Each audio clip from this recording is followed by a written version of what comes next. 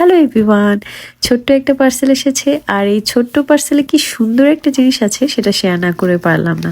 তো বাংলাদেশের বিয়ে বাড়ির ফুলের স্মেল আর কাঁচা ফুলের গাছরা এগুলো আমি খুব মিস করি। তো বিয়ের একটা দাওয়াত ছিল, ভাবলাম ইস যদি কাঁচা ফুলের গাছরা পড়তে পারতাম। এরপর আমি অনলাইনে সার্চ করা শুরু করলাম।